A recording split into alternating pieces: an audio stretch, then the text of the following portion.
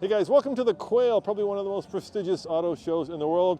And as always, all right, not always, but sometimes I'm here with my man, Moto Man. So good to have you finally back at Pebble. After like 13 years, my first time since we drove the Tatra. See, you tell these people that you're like the normal guy, but really you're a fancy kind of a guy, and that's why you're here. Yes, I'm more of a truck guy, you know that. But here we are at probably, how much in terms of money and cars is here, you think? Oh, you kind of lose this count. $500 million, $500 What's million? important about this whole thing is this, Scottsdale, and maybe one other auction a year sets the collector car market for the entire year. So think of this as like one big Bloomberg terminal that's a party in California. Well, when this car came here, it was for sale. Yeah. This morning it was for sale. No, it wasn't even for sale. It was a demo, and then they were going to ship it to dealers, but some guy literally walked up, not making this up, with a credit card, went to that guy over there and said, here's my credit card, I'll take it. Here's my, $2.63 million. Bought it. Now, so, why is this $2.63 million? What is this? Well, it's not a Valor. Most people think it's a Valor. This is a Valiant, not a Plymouth. So basically it starts life, really, it was based on a Vantage. They ripped out the 8-cylinder engine, they shoehorn a 12-cylinder engine, then they ship it to Multimatic. Now, I thought it was a Canadian car. This is built in their facility in the UK. So all of the bodywork is carbon fiber. It has the Multimatic dampers, which, fun fact, a lot of your GM trucks have Multimatic dampers. Yes, of course. And so do the Formula One cars.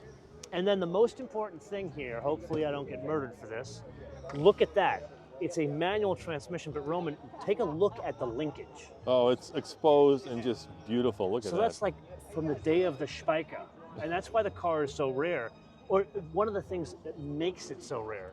Now, for those, your audience probably looks at the front, especially the unique front end, and they say to themselves, well, the Valor, they only made 110 of those, and they brought a fraction to the US. That is the case. This one was made for their race driver, and he wanted more of a sport version. Excuse me, sorry, sir. I bumped into one of the Aston Martin guys. I'm not making a good impression. So apparently, one of their race drivers wanted a more sporting version of that. So this is tuned differently, and as such, they based the series of cars on a heritage Aston Martin. Hence, they're only making 38 of these. They brought 7 into, I think it's 7 or 12 into the U.S. This was the last one. I think he said 12. It's 12, okay. And they decided that they're going to demonstrate this car by shipping it around to dealers, but someone here wrote a check and said, no, you're not selling it to a dealer. Well, you know why that is, Moto Man? Because everything here at the Quail is about being one of one. And this is the only jet black one of one that they've made. And so you could see why somebody would be like, hey, I don't want my neighbor to have a jet black.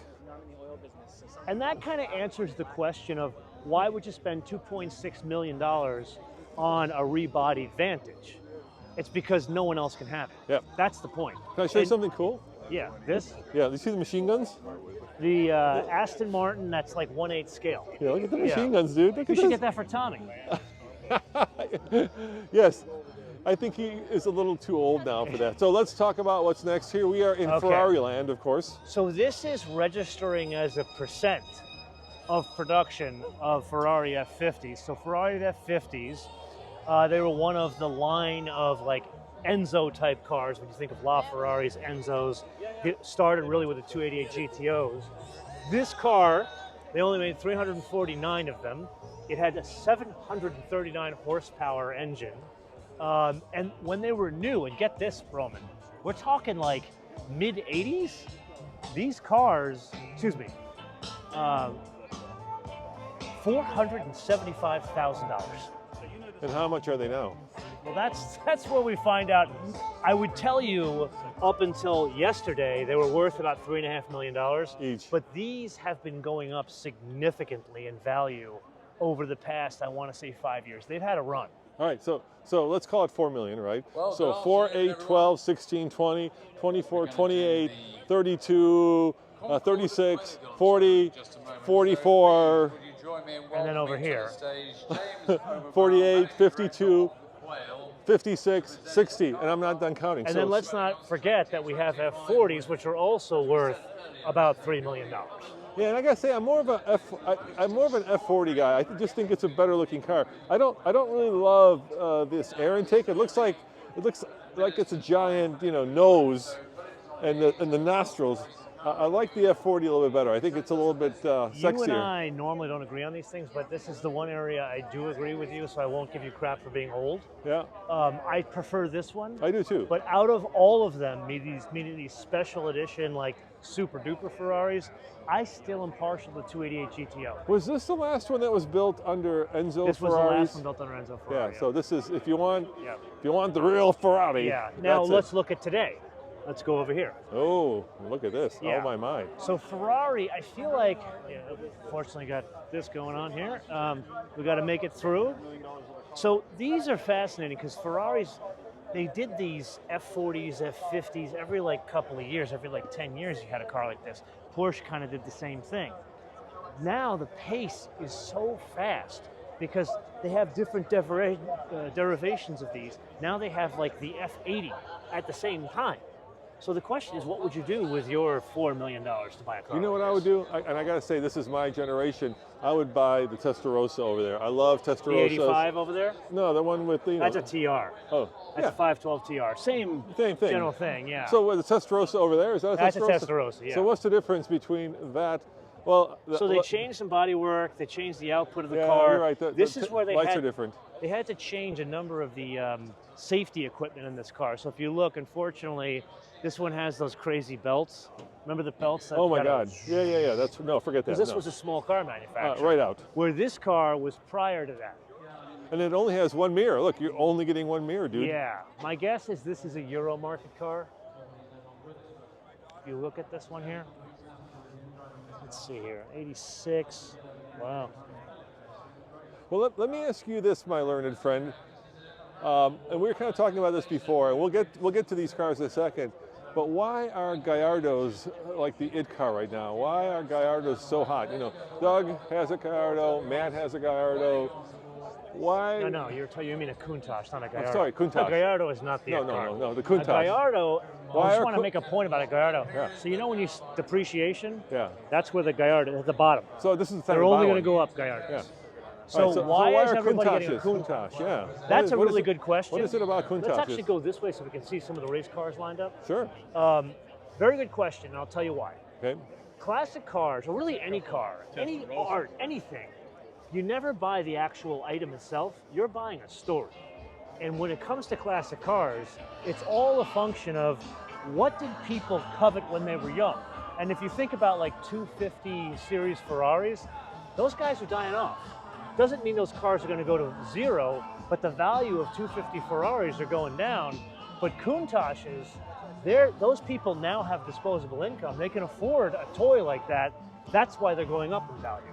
So are Diablos and Murcielagos going to follow, you think? Or are they already Diablos following? already follow. Okay. Yeah, the Mercies they've bottomed out. They're going up as well. Hey, did you see the company here?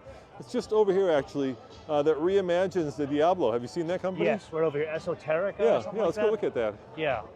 Oh, look, there's a car in a box.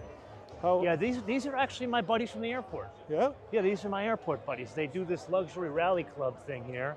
And you can see some of the guys. We'll make our way through here. It's a Koenigsegg. Yeah. Actually, this guy is Dutch, and he owns a car called the Donkervoort, and we're going to shoot his Donkervoort in about a month.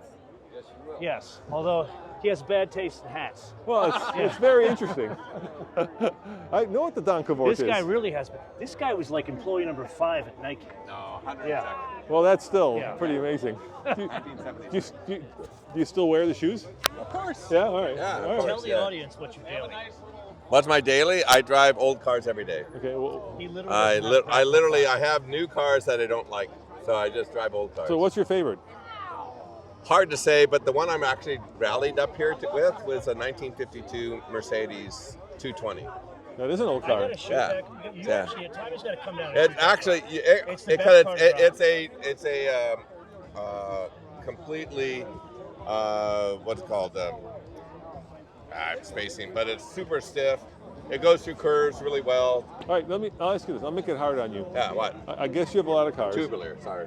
But if you could only keep one car, that No, you I own, already. So my always question says, Irv can say the same thing. That the my always thing is, what's my favorite car? They go, no. When everything goes to shit, of course, all the expensive cars disappear because you have to pay for shit. So what'd be the last car I'd keep is exactly that car. There you go. Yeah. 52 Mercedes. Okay, thank you, Mr. 220. Nike. Thank you. What'd you do at Nike? I was everything, but I pretty much. Shoes. Yeah. I became all the products that went into line. I was the guy that made the final decision. Wow. Do you know about manufacturing in China? Yes, a He lot. invented it. Yeah, Oh. no, I didn't. Not even No, exaggerating. 21. He's very You humble. like this? At 21, I got put in charge of a 30,000 person factory. I just got out of college. I go, I have fucking no idea what I'm doing. And my boss goes, neither do I. Good luck. Well, it was nice meeting you. Okay, buddy. I'll see you back at the hangar. All right, let's keep going here. Wow, that's some Nike royalty there. He is Nike royalty. He literally, for those of you that know running, Yeah. this guy used to run with Steve Prefontaine. Really? Yeah. Oh, Yeah, like that's kind of the royalty. you still run, by the way? I still run, but I not still as run much. too. As you can imagine, I'm switched it up. I now do kickboxing. Oh, interesting. Oh, come on, Lancia 037. So here's another thing where the market's changing on these cars. So back in the day, I mean, these were crappy old rally cars. Nobody wanted them.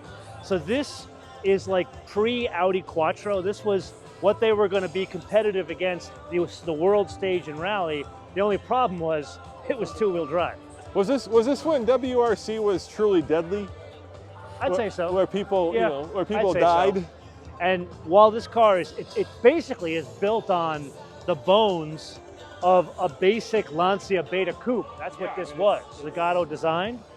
But effectively, they put this crazy engine in the back. It just turned it into a monster of a car. But then, unfortunately, Audi came and ate their lunch with the all-wheel drive cars. And they haven't done a lot since then, I gotta say. Oh, I'm sorry, Wow, that was a hot take. that hurts. Oh, but it's kind of true, isn't it? That hurts. Isn't Can it? I point something out? Can I say something before we get off Audi? I want to make a hot take.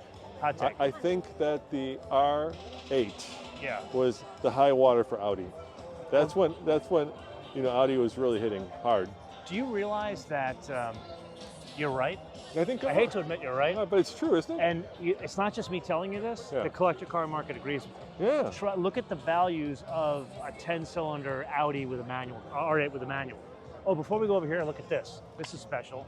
787B, the only Le Mans winning Mazda. I actually saw this. I saw this in Japan. I saw this car in Japan in the Mazda Museum, or at least a version of this car. They have two. They built two of them. Yeah.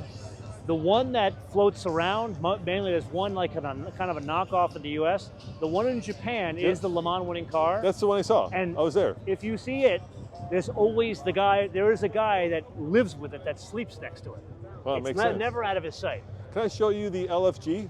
Oh, before we do that, let's go over here. All right. I wanted to point something out while we're here. All right, let's go look. So this is the beauty of the Quail. Yeah. People think it's a snooty car show, but look, Ferrari, Corvette, and Datsuns, and then another 60s era Ferrari. Of course. So look at what we've just shown you here. We've shown you $3.5 million, $4 million Ferraris, but then look, a Le Mans winning Mazda, and then Datsuns that slayed these guys back in the 70s. And then look, the only Chinese car here, the Karma. Remember the Karma? Oh, yeah. That's And the PR guy from Ferrari is now at Karma. That's how much life has changed. All right, well, come on, let's go look at this guy, the LFG, which stands for Let's Effing Go. So this is a cooperation between the Myers-Manx and Tuthill. You know Tuthill, right? Yes. They reimagine Porsches in the UK. Yep. And Myers bought Myers-Manx recently. And so this is a flat six putting out 300 horsepower. And it's the ultimate dune buggy, really. That's what we're looking at here. That is beyond the ultimate dune buggy. It is probably beyond the ultimate dune buggy. You want to head over to Koenigsegg, or you want to keep going somewhere else? We can. I don't know much about Koenigsegg, except that they're very quick. So Koenigsegg is an interesting business. There are two companies here that have a very similar business model. Koenigsegg and Singer. Yeah, we'll look at CZ. Zingers a little bit later. I don't know how to pronounce. You're Czech. You should know how to pronounce that. Zinger. These guys basically they're defense contractors. They make money with very high-tech defense contracting. And then they do this car business stuff on the side, which I find fascinating. And they do it to a level that is both art, breaking barriers of technology, but also look at some of the timelessness going on here. Like, for example, a carbon fiber arm for the wiper. And then notice, not a screen, it's a gauge cluster. Yeah, thank God, huh? It's very Pagani-ish, isn't it? It's got a little bit of Pagani to it. And they're here, by the way, as well. So, Roman, I recently shot Bugatti Tourbillon. Yeah. And they call it a Tourbillon because it's basically that, but built by a Swiss watchmaker. It's a swatch. It's a watch. And it's made of rubies and sapphires. And talk about timeless, it is the most exquisite thing I've ever seen. It's not here, though. I haven't seen a Tourbillon here. Now, the Tourbillon is not here. Bugatti's here, but the Tourbillon Their is last run of their W16 is here. Oh. The Tourbillon is a V16, and it has 3 electric motors, no turbochargers, 1,800 horsepower, and the electric motors are made in-house. You can hear the race car starting up. So we're about to start the award ceremony. So if you look at the clocks, we're at 2:40. This goes to about 4 o'clock, and you and I have been here since what, 8:30? Yeah, probably earlier. I got here at 7. 7, wow. Yeah. That was nice. There's nobody here. Let's go over here. Okay. Get some ice cream? Is that where we're going? You want to get some ice cream? Let's get some No, I'm ice kidding. cream.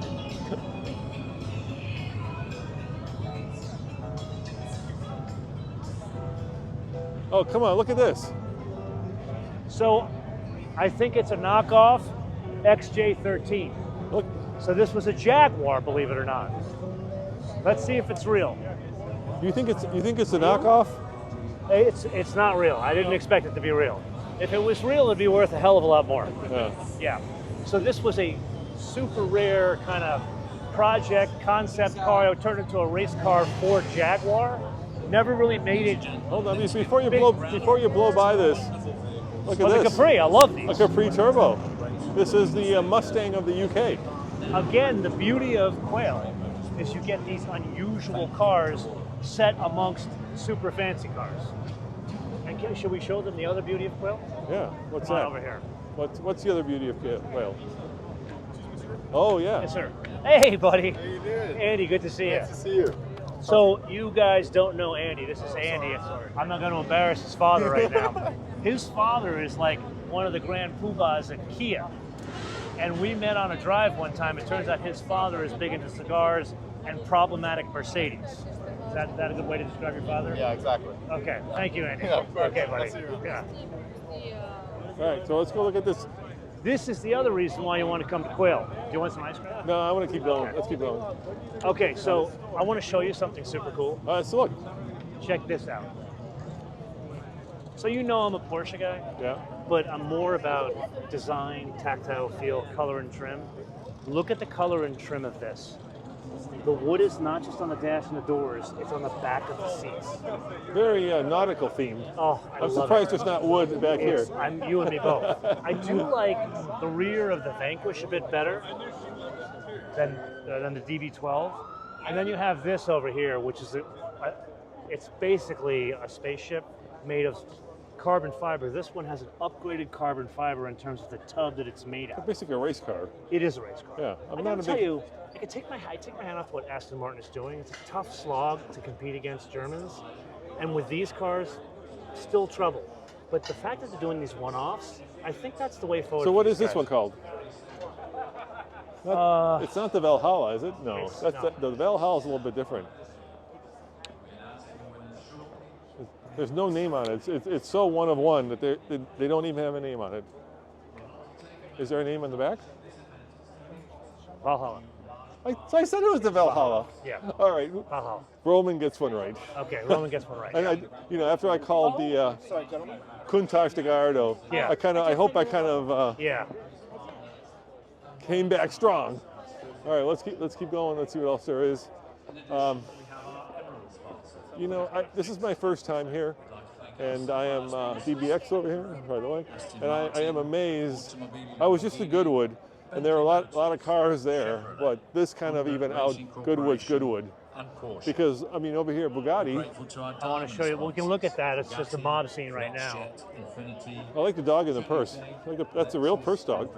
That's another thing about the Monterey Peninsula for Car Week. You're going to see a lot of that. Dogs in Louis Vuitton bags. So a couple of things to point out here.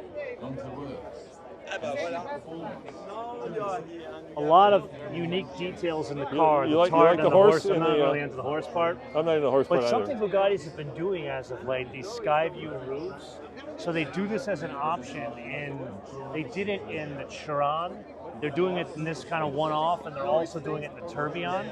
So the Tourbillon, the doors, the way they open, it'll actually open up the airiness of So the can I give you a little bit of Bugatti trivia? Sure. You see this elephant? Yeah. Right there? Yeah. You know where that comes from? Tell us. So Ettore Bugatti had a brother who was a sculptor. Yes, I'm very familiar with He this. sculpted that. Awesome. So there you go. Well, actually, comments below, who was the famous artist that was related to Ettore? Don't know who. No, put it in the comment. We'll put it as Put it in trivia. the comments. Yeah, all right. Yeah. So we were talking about the... Roman will send you his media pass as a gift. We were talking about... come over here. I got to show you a car. Well, hold on. We got reimagined Lamborghini right here. Okay, then we'll show you another car. Yeah. So does this look familiar to you? Looks very familiar. Yes. Tell us what it is. It's a Lamborghini that's been reimagined. And it's before the Mercy. It was before the Mercy. It was Diablo. It's a reimagined Yeah, Diablo. we're talking about the market has already gone up on regular Diablos. So I think this is odd that they're doing this whole Singer thing. But then again, everyone's doing the Singer thing because they saw the great success that they've made with Porsches that are reimagined into modern day performance. Whoa.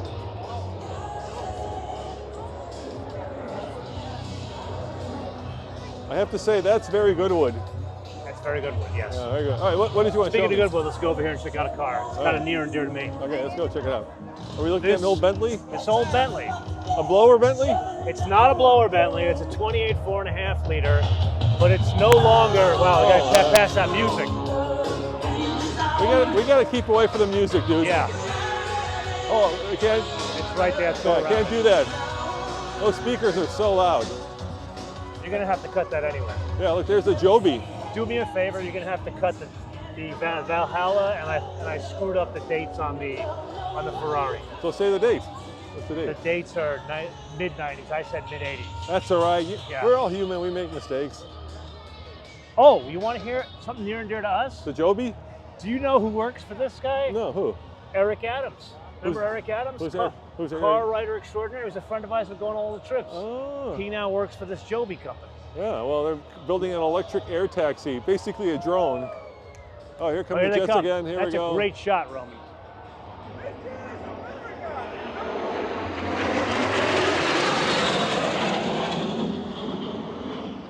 Okay. As a pilot, Yeah. I can officially tell you that was highly illegal what they just did, but I love it. And let's. The rule of airspace. Yeah. What they did, you can only do in what's called echo airspace, meaning you have to be at least 500 feet above people, animals, and structures. So they were definitely lower than 500 feet. So here's the Celestique. You like the design of this thing? You know what? I like the concept of it, but I don't like the execution that it's a hatchback. It's kind of a funny looking car, isn't it? I love the proportions. I would have loved it more if it was some sort of like a 12-cylinder plug-in hybrid. Oh my God, this music is Our so timing loud. with the music is I terrible. know, it's just terrible. I get it. The jets are coming. Yeah, I get it. You want to stop? No, we can keep going. Don't worry, these mics are pretty good. Just keep away from the black speakers. And speaking of Singer, there's Gunther. There we go again.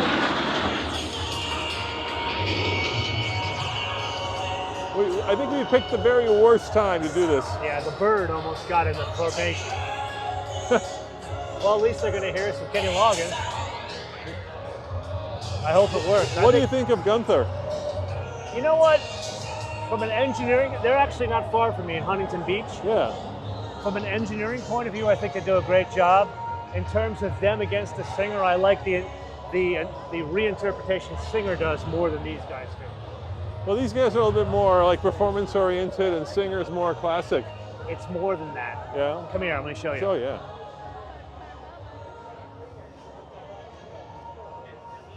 Like, look at the interior of this car. That's not performance oriented. That is high art. The details of the carbon fiber, basically a reinterpretation of a Recaro seat with a carbon fiber, literally structure, and then they put these beautiful leather details in it, and then they have a carbon fiber reinterpretation of the dash. Why do you think Well, they're? hello, sir. How are They you? just let anybody in. Well, we're these working days. right now. Yeah. All right, keep working. Okay, sir. All right, Nick is waiting to go. I know. Okay, so you know. All right, let's keep going. Well, let me ask you this, Moto Man. Why is there this renaissance of these reinterpreted, 911s, Lamborghinis, right? Why is all this happening now? Is it just a lot of tech bro money? Well, the answer is not really about cars. The answer, there's a lot of dollars chasing fewer resources. Yeah. So you have these cars, people like, for example, you could buy this, right? And an SX, like you could buy this for 80 to 100 grand, yeah, okay? Exactly. Or you could buy like a one-off 911 that you decided to create completely on your own. By the way, this is a new RSX. What do you think? I think. There they go again. Yeah, I got it.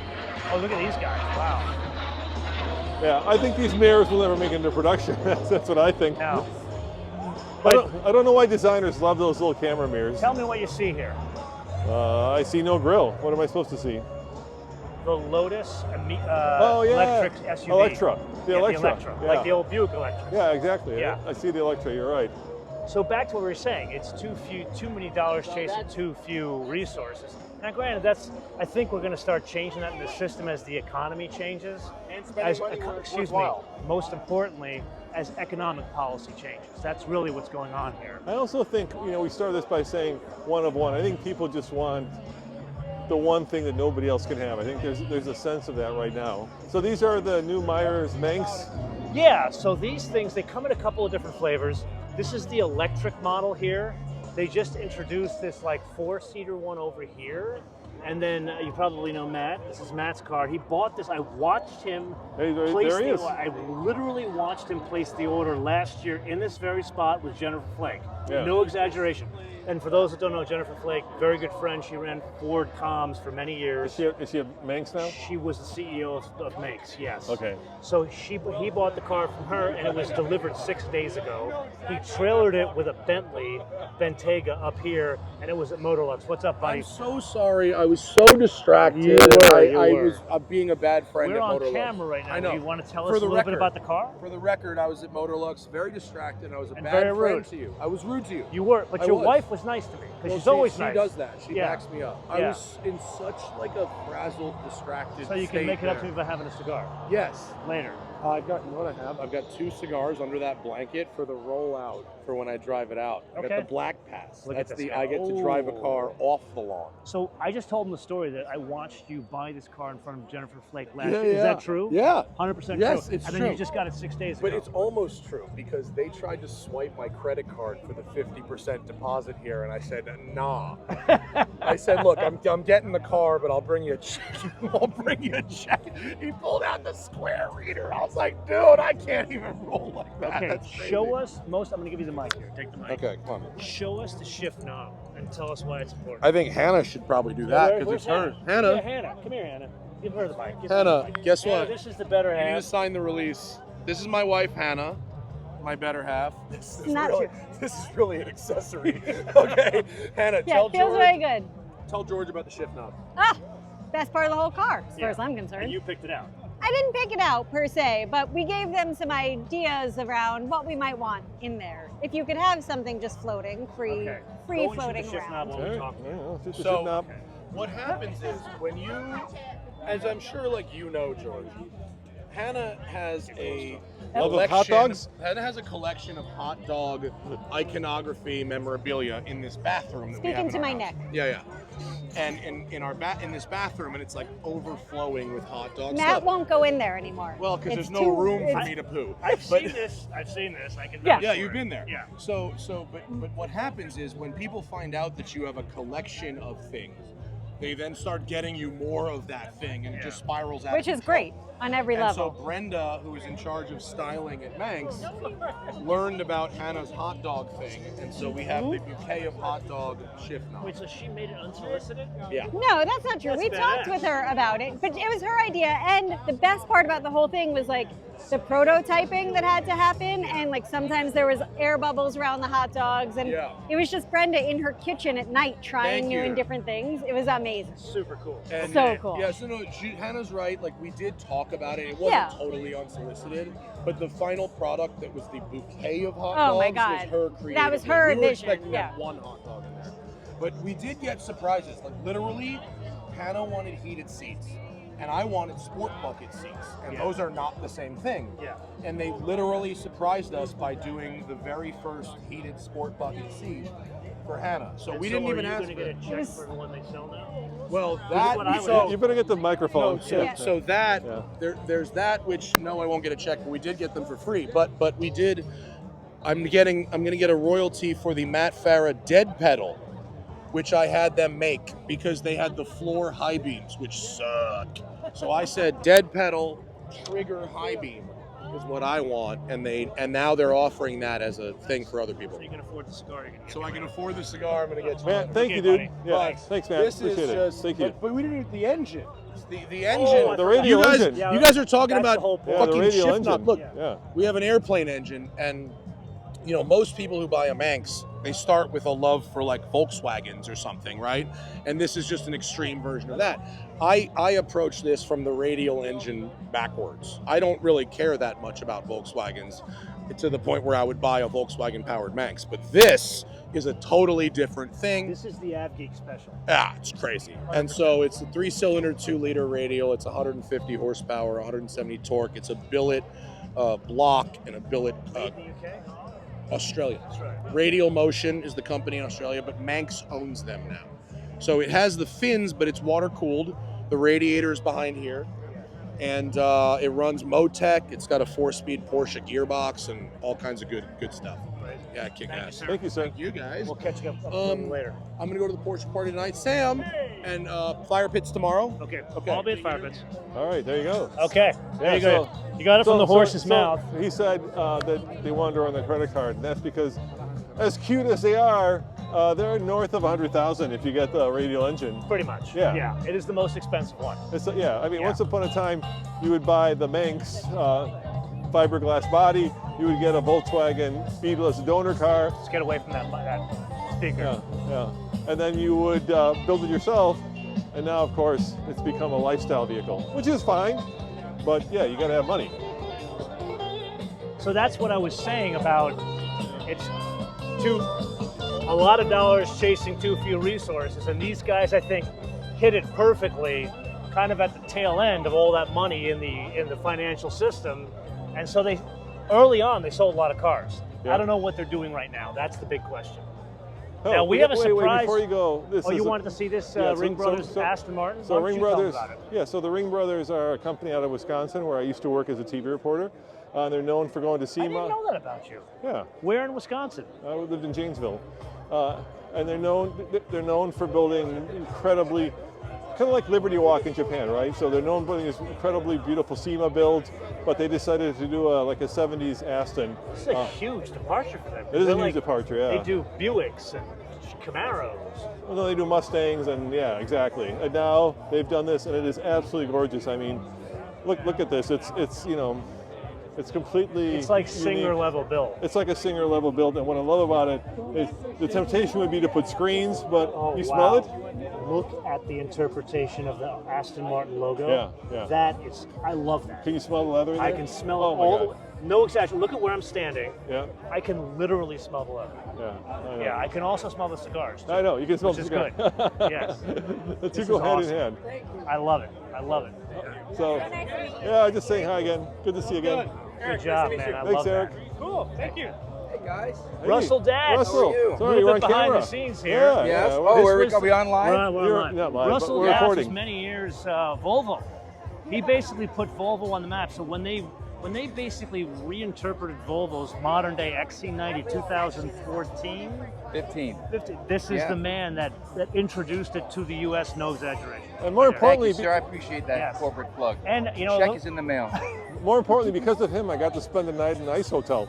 Yeah, that was fun, wasn't it? Yeah. That was my coup de grace. That was it. He's also a great friend. I'm going to tell you a little story behind the scenes. When I was in the hospital after I got mowed down by a Tesla, we're both from New York. He brought me some pastrami on rye. And matzo balls. And matzo balls. Can't forget the matzo He's like my Jewish mother. No matzo ball, no matzo ball soup, just the matzo balls. Yeah, just the matzo ball. All right. What else is there? What else is there? True that. Okay. All right, here we got Pagani, of course, the Huayra. And Now these are outside- different. So these are so rare. Same with the Koenigsegg. They're so rare. Well, there are like that 4 of just them here. getting There's one, like 8 of them here, dude. But How this rare is- can that be? Because this is the official used car dealership. Like this is the certified pre-owned Pagani Oh, dealership. so how much is a pre-owned Huayra? I don't even know where do you start. $3.5 million, $4 million, something like You that. know when these blew up when Top Gear profiled them? Yeah. Nobody knew what Huayra was. All I was saying Huayra. But the beauty of these things, you're buying something so rare, and it could be sold anywhere in the world. It's kind of like a blue chip investment. So we're talking about too many dollars chasing too few resources. Yeah. This is like a goal wing. There's just enough to satisfy the world demand. I kind of feel like these guys parked the cars the wrong way. Am I wrong? I'm not wrong, am I? Well, I mean, if you're Greek, you like it that way. Yeah. Yeah. I I'm Greek. Wait a minute. You are Greek, yeah. Oh, okay. Wait. You got some Mustang. No. Look left. What's your take on this? Oh God. This is the How much new time do we have? Jaguar Double O concept. How are you, sir? How are you? Hey, Hey, dude, He's the yeah, man good to see you. behind the Long time no scenes see Jaguar you. Land Rover in the U.S. I know. Legend Hey, in his great own to see you time. all. Yeah. Yes, good to see Well, you. Enjoy the Jaguar. I saw it at Goodwood, dude. I like Go it. everywhere. I saw it in Miami. Did you buy the case? The MasterCard. You know what? Yeah. At Goodwood, the guy said the same thing. You're the second person to say You guys that. are classy guys. Thank you, sir. Thank you. Okay. All right, so a Double O couple of concept. things. Well, we were about to say negative things. Yeah. No, I'm not saying negative. I like it. So here's the thing. Here, let me show it. I said on camera when the car came out, I went to the launch in Miami, you got to see it in person to understand Yeah. it. When you see it in person, you understand the proportions.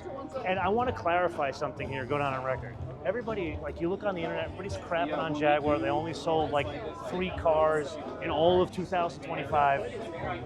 The whole focus was we were going to stop building cars. Do I think that was the right thing to do? No. I think you should have kept building cars, had something in the interim to sell until you do this. So, as you know, Jerry McGovern is, head of design for JLR. Yes. And he's done the latest Range Rover. He's done the Defender. He's Very done some talented designer. Very talented designer, and he did this, I think, to a large extent. And Yes, I he did. like this. My only complaint, a very simple complaint, is Show us. they completely cut the heritage off, right? You can't draw a line from like an E-Type I would agree. to this. There's nothing. There's a agree. chasm between this Yeah. and that's a shame. Come on over here. There's a couple of things going on here. Number one, I think it's a great interpretation of proportions. There's crazy width, and there's crazy, look at this, dashed axle. So that's how much space between the foot compartment and the rear of the wheels. Now, that's what changes the proportions. The thing, I spoke with Jerry, the chief designer of this car, when he launched it. The one thing he said that is definitely, 2 things he said it's coming to production: the wheels, both size and design, as well as the proportions. Now, between us chickens, he was telling me it's really going to be like a 5-door. Now, the question is it going to continue to be a full electric car? What do you think? Jaguar just replaced their long-standing CEO with the CFO from Tata, which is the parent company. And I think as a guy who probably counts pennies and sees which way the wind is blowing, I think they'll do the same thing that Porsche is doing and all the other manufacturers are doing, and that's back off the electric and put some kind of a non-electric engine, like the Charger, right? Same thing. They're gonna put internal Dodge was combustion. smart enough to engineer that program to accept an engine. You'd The hope. question is, did they engineer this to accept a gas engine? Probably not, because they were. My guess is that's what they're working on now. Yeah, they were all in on electric, right? The other huge piece that I would share with you, Yeah. they're coming to the market too late. By the time that comes to market in 27, which is what they told us it's coming, that car will be competing against a totally new generation of Mercedes electrics, which are going to be fantastic. Hey, come over here. Morgan. One of my favorites. This is a Morgan Plus 4. Yeah. Now you're looking at Roman and I saying, that looks like any other Plus 4 that came before it. That is where you are wrong. This is no longer a steel frame and a steel chassis and a wood frame. It's now all wood. It's an aluminum tub. I'm kidding. It's literally built like a modern day, like a Corvette. I like the three-wheeler better. So we just shot an episode. Tell Roman you want the episode. Yeah. Tell Roman you want the episode with Nathan of the three-wheeler. Anyway, this is a whole aluminum tub. Did you guys go on like a date in the three-wheeler? No, he did a comparison of that with the Polaris, and this was so much better. I could see you guys going to we had a great time. A nice drive-in diner. We did go to a concert together. True story. Totally went to a concert. Nathan wants the cheeseburger. And our want dates the onion rings. His wife and my girlfriend ditched us. All right, hey. So this is now, it's an aluminum tub that has a BMW engine. We gotta get away from these speakers. This is my favorite car here. It's an off-road 911. We have to get to know. I'm going to show you your favorite car. If you want to know more about this, head on over to All TFL. I did a complete video on it, and we're heading toward Can Corvette. I show you something cool? Of course. This electric Lincoln Futura. going. Forget that. The Lincoln Futura. This is one of our neighbors down at the airport. Yeah. So this car comes to the airport all the time. Looks like the Batmobile. Because it was the Batmobile. Yeah. This is the car that George Barris took and made into the Batmobile. Yeah. This is the Lincoln Futura concept. So come over here. Now this one's been reinterpreted a little bit. It's got a totally different, updated interior, but you can still see the Lincoln gauges over there. Cool. It's way cool. Look at the size of this. Is it a trunk? Yeah. What's under there? Look at these exhaust holes. Oh my God. Supposedly that was where the jet engine for the Batmobile went. Okay. But you can see the Adam West Batmobile here. All right. Now come on over here. We have a surprise for you guys. GTR Skyline over there. Which, by the way, are bona fide collectible cars. Let's go this way. Yeah, we got to go to the Corvette. Oh, here's the speaker. It's going to get loud again. All right, let's walk by this. All right, let's go look at the Corvette stand.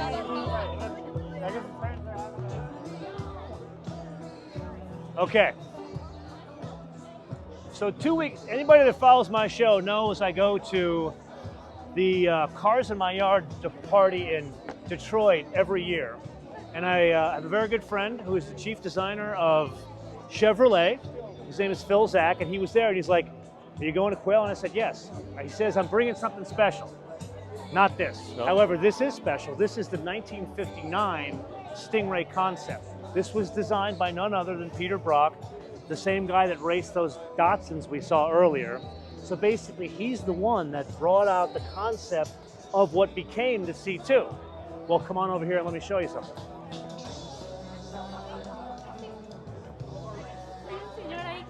Excuse me. Look at the interpretation of that design in now a concept car that will become, I'm not going to say a C9. Come here, let me show you something else. Oh, what's up? We're getting each other's shots. Oh. Forrest, come here, Forrest. We're live. Are you live? Yeah, we're live. We're not live. We're just recording. But nice to see you, man. Hey, how are you? This is the one and only Forrest Jones. I thought you. Hey, first of all, congratulations. On my new kid? Number 3. Number 3's on the way. Hey, yeah. I'm glad you know that. Thank you. Forrest, love you, man. Forrest, love the glasses. Oh, the meta glasses? They're dead, so they don't do anything. Oh, They last like 5 hours. They don't last that long, do they? Yeah, the video is awful. Yeah. The pictures are okay, and the battery life is super short. So like, Good to see you. Hold on. Yeah. Hold on. Go ahead. You say it again. Yeah. The battery life is short. The video is awful. It's 720p and cropped in, but the pictures are great. Yeah. So I really just use it for the pictures, but I don't think it's worth the investment. You know, I use it for listening to podcasts. Yeah. It's so funny. All right, I'll let you go back to your work. Okay, get to work. I remember when this guy, he was like this. He was just like, he was 12 years old. Now he's grown up. He's a parent. I was the same size. He has not known me that so he was long. in Texas back then. I've known him since he was like this tall. Before the hair, I think. But you knew him before the kids. Now he's an old Before man. the kids, before I had long hair. Hey, me and him go way back. We went to Japan together with his lovely wife, by the way. Yeah. That Japan trip was awesome. Exactly. We went this right when we went to the underground car meet and it got like shut down. Yeah, that was so cool. So cool. So cool, yeah. We were there for like a whole 10 minutes. Yeah, it was like being in a Fast and Furious movie. And Lexus took us there out of all people. I know. They were the one. They were the ones who like were like, let's go. Yeah. It wasn't even us. And it was Roman that ruined it for everybody, right? It was. He was like being super obvious, and the cops were like, no. You know how they get rid of people in Japan? They just turn the sirens on and just keep them on, right? They kept them on for like 45 minutes. It was like insane. You guys are lucky the Yakuza didn't come and deal with your asses. The Yakuza, isn't that like Japanese mafia? Yeah. Oh man. Well, we just showed our age there. All right, man. Okay, get back to work, Forrest. All right, bye. So look at this. What I was showing you was, it's not a C9. This is an interpretation of what could be the C10. And CX, get it? Get it? Yeah, I get so it. take a look at the daylight opening. What they've done here is they've made it like, remember the Aerovet back in the day, in the 73 Aerovet? Yeah. That's what they've interpreted But this one here. is all electric. This one is all electric. It's got a clamshell that opens up here and you climb into it. And the pedals and the steering wheel go forward and backward to let you in and out of the car. That car is not electric. That car is a plug-in hybrid race car that has 3 electric motors and get this, a 2-liter V8, 16,000 RPM. And then check this out.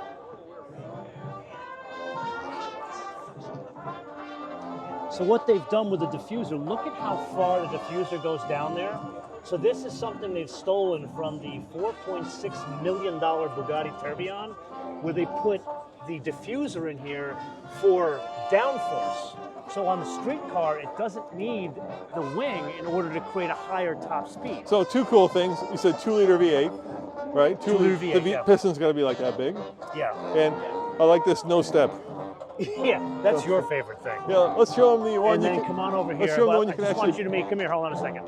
This is the coolest car guy in the world. This is Carmen. Hi, Carmen. Tell them the kind of car you drive. I drive a BMW 335i. Yeah, but you've done some stuff to it. You're on a video right now. Yeah, Carmen. Yeah. I drive a nearly 600 horsepower BMW 335i. It's upgraded twin turbo. It's got to be on full ethanol. Port injection. Basically everything else full bolt on. Now, why is Carmen so cool? She is cool because what did your dad do for a living? He flew planes. He flew 747s. All right, George. He was a helo pilot. Nice meeting you. I in got to get him helicopter- on track again. In Vietnam. Yeah, I got to get him on track. He's not fun. Okay, Yeah. we'll talk later. Come on. Yes, thank you. Bye.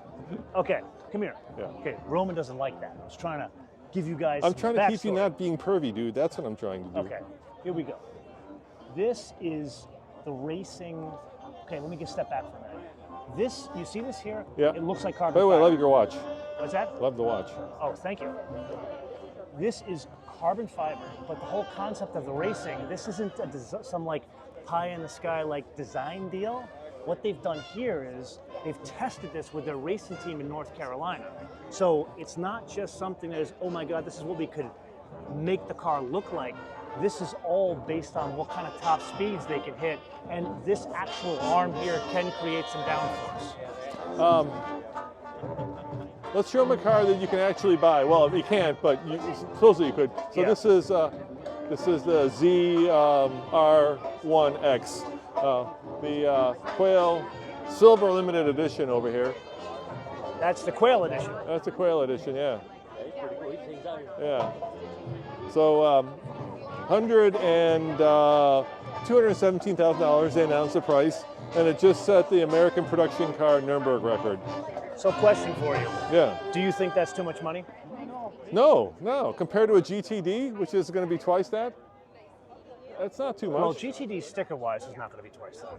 It's like they're like $350, so 150 more, and it's a little slower, at least around the Nürburgring, until they do it. What do you think of this? The one-off-one Rivian. Why would you want a one-off-one electric car? They sold it for $175. I don't think that's a good investment. No, probably not. No. But you know, it went to a charity. Yeah. So something important here. Back to that ZR1X. Yeah. Spent some time talking with Phil, and I asked him. I said, "Are you guys going to limit these cars? Are you going to make a numbered edition here?" And he's like, "Actually, technically, they're not limited edition, but they are supply constrained. So basically, you know how cumbersome it is to build the engines in those cars. Yeah. So instead of being able to say we're going to make 500, they're limited by how many of the engines they can build by hand in Bowling Green, Kentucky.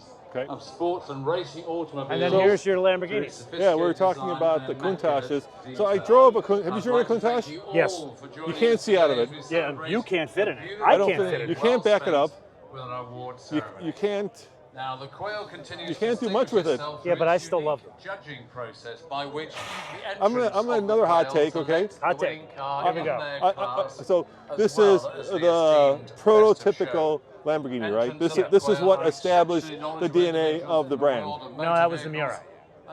Yeah, the Miura was a little bit less over the top, right? This was like over the top, supercar, of design features, prime. interest.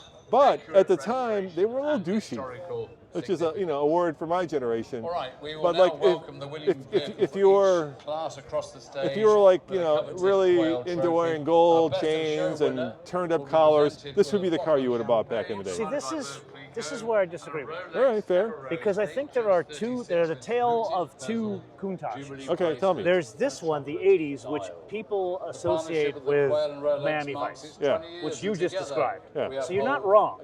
However, there is also what's called Except Miami Vice had a Periscopo. Ferrari. No, people think of Miami Vice, they think a car like Don this. Johnson. He had a Ferrari, but Right. the idea was this is the, All right, the contemporary of the Ferrari. But there was also Adam. Hello, Adam. Hello, Adam. He's busy filming.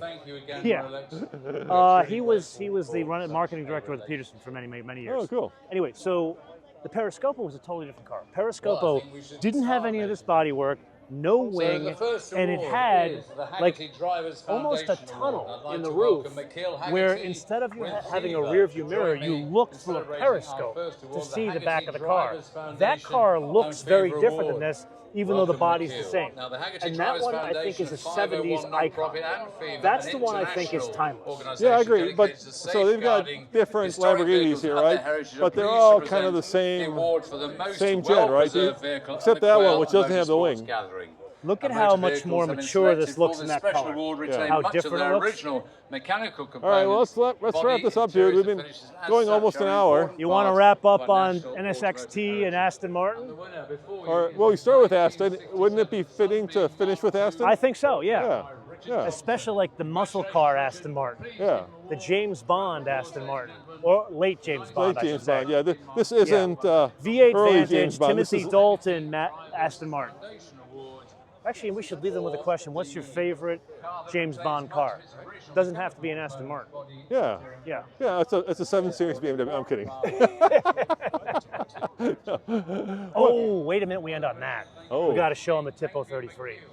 Ooh. I don't know anything about the Tipo 33. Oh, my God. Look at this. The interior of this car is worth the extra time roaming.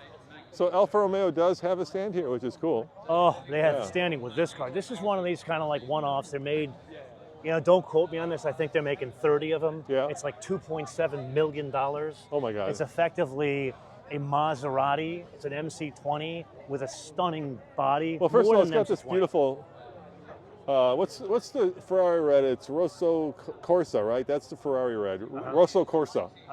But what's the red? I don't know what the alpha color is, but Yeah. that is the same red you saw on the 8C, which was also a special car back in the day. And you know what? Here's a top tip. In the collector car market, believe it or not, you lost money if you bought one of those cars new. I heard an the 8C. I heard the 8C doesn't drive well. But I you heard know it looks what? great. That's garbage. Yeah. It's actually it doesn't drive as well as the modern day Ferrari or the contemporary Ferrari. Yeah. But when you consider that it's more rare than the contemporary Ferrari, that's the All car. right, let me ask you this. Before you show me the interior, Yes. what color does that remind you of? A Miata color.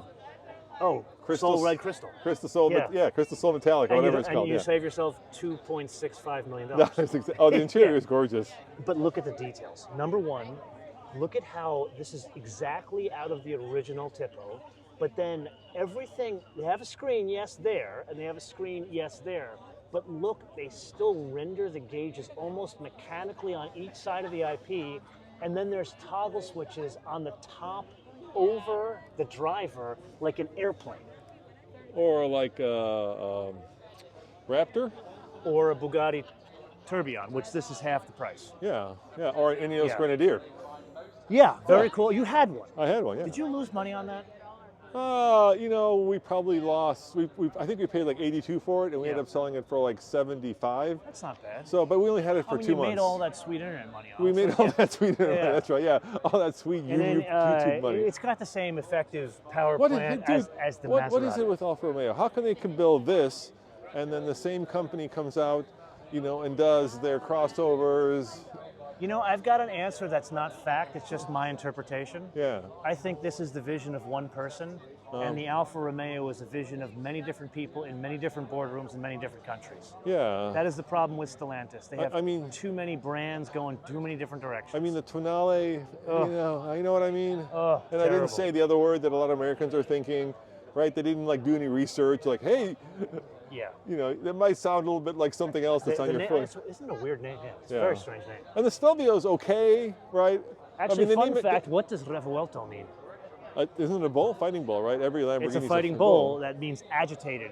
But what they didn't realize, it also means scrambled eggs in Spanish. Oh, and Tonale and what was the other one? I can't think of it now. Stelvio, right? Those are named after Italian mountain passes. Mountain passes, yes. So it's unfortunate. It's unfortunate. And it's unfortunate because it's a great brand, and I'd love someone to be a better steward of it. But here's a big question for you. Yes. Even, let's say for the sake of discussion, tomorrow Toyota bought it. Not that they would. But let's say they did. And they threw their resources at it. Do you think there's enough of a market outside of BMW, Mercedes, and Audi that people would consider a good Alfa? Marchioni, the old CEO of Stellantis, he said there were 3 brands that were crucial to the company. It was Jeep, it was, what was the other one? Alfa Romeo was one of them, and I think it was Ram. I think those were the 3 brands. So Alfa Romeo is worldwide, it's well known, Formula One, but they just can't seem to get their mojo back from pre-war. It's because they have too many things going on. It's kind of like, do you remember? Maybe that's why Ferrari left Alfa Romeo, right? No, that was to float the company and make money. Yeah. That was a money grab. All right. And he did well. Do you remember Alan Mullally back in the day at Ford? Yeah, I remember. He came in, and we probably shouldn't go that close over there. Let's turn around. Yeah. He came in and famously said, "We're selling all these brands." What do you think of this? I love this. Yeah. This is a visceral experience. So he came Ferrari was the third brand. It was Ram. It was Alfa Romeo, Ferrari, and Jeep were the 3 iconic brands that at that time SC owned. So Marchioni came in. He was focusing on things, but then Alan Mullally at Ford, not a decade prior, he came in when the company still had the Premier Automotive Group, and they were selling Lincolns and Aston Martins and Land Rovers. And he said, you know what, we're getting rid of all the extraneous brands, we're only focusing on 2, Lincoln and Ford. And people looked at him like, are you crazy? Turns out it was the smartest thing he could have done because he focused. Yeah, the other and that's basically, that's life advice, just focus. The other thing he did, which was smart, was he said one Ford, one world, one car, you know? So he built the same car for Europe, the Focus, the Fiesta, and got rid of those kind of clumsy, like the Taurus, right? These cars that were just old school American that didn't resonate anymore. And unfortunately, we're kind of back to that now in some ways at Ford. Especially companies like BMW, they slice the pie so thin. So much. But now they're starting to roll it back where you don't need a 2 Series Grand Coupe. Yeah, exactly. It's too much. So basically, we thought we'd start talking about cars, but really this is life advice from 2 old men. True that. All right, guys. Older man right here. Old man. Thank you guys for watching. Thank you, Motorman, for joining us. For having me. And where should people go if they want to see more of you? We're Motoman TV on all the socials. On all the socials, and we'll see you next time. Ciao. Yeah, I'd love one of those. How much are they? Which one? Porsche. Oh, you're talking 1.5 to 1.9? It's still a bargain. Still a bargain. I think they got room to run. I think so too. I totally think they got room to run.